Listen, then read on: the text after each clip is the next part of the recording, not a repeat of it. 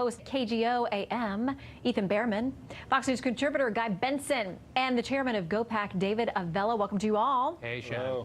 Okay, Byron York tweets this tonight. He says, much analysis of the Trump letter to Pelosi as childish, playground, na-na gesture. No argument here. Just yesterday, though, Pelosi's equally childish gesture was characterized as playing hardball. Ethan, double standard? Well, just a little bit. However, in this case, the gauntlet was thrown down by President Trump in his previous meeting with now Speaker Pelosi at the White House when he's the one who shut down the government. He said, I'm going to shut down government. I will own it. So he started the ball rolling with the Democrats because he didn't get his campaign promise done in 2 years with the Republicans in control. Speaker Pelosi has to set up for 2 years of negotiating with this president, and she needs to set the tone. That's what's been going on. Okay, Guy. Your take.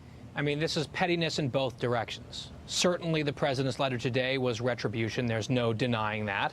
I might agree that it's a bit childish the way that he did it. But yeah, yesterday Nancy Pelosi did her own thing where she effectively disinvited the president from giving the State of the Union address. And don't forget, she blamed it on supposed security concerns that were totally bogus. She was told today the Secret Service and DHS had contradicted her. She said, I don't care what they say, which is not a good look for her. So the one point I think Trump makes that's fine and is true, Pelosi did go off to Hawaii for a tropical vacation. Then she was going to leave for another week while this shutdown's going on. She professes to care deeply about all these workers not getting paid. Why not be here in Washington negotiating round the clock to get the government back open?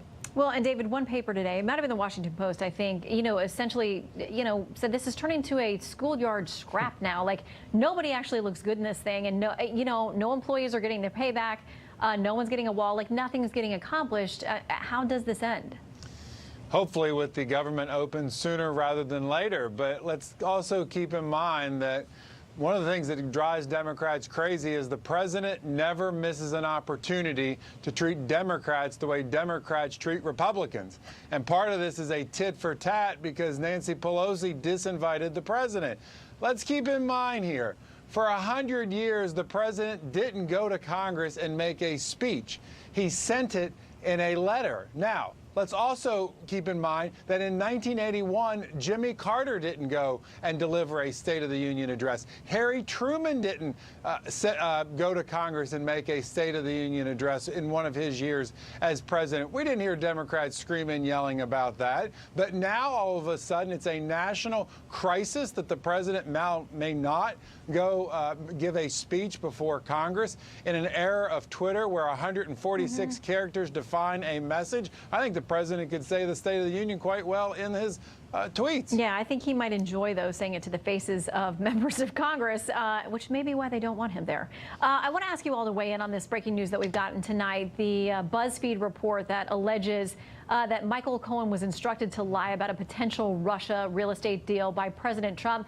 Rudy Giuliani saying tonight, if you believe that, I've got a bridge for you. Ethan, we'll start with you.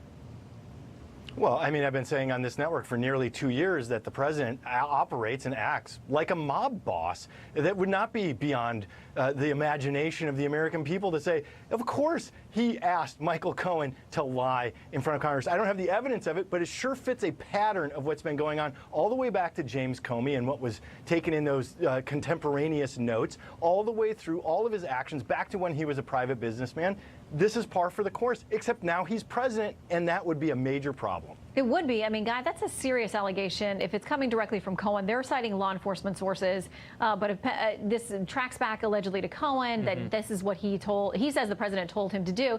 It's a serious accusation to make. And Cohen has already admitted to lying and is accused of additional lying. So how do we test his veracity when it comes to this kind of stuff? I would say proceed with caution on this story. It may be true, it may not. Let's see what Mueller actually has. There have been other so-called bombshells that have sort of fizzled a bit under more scrutiny.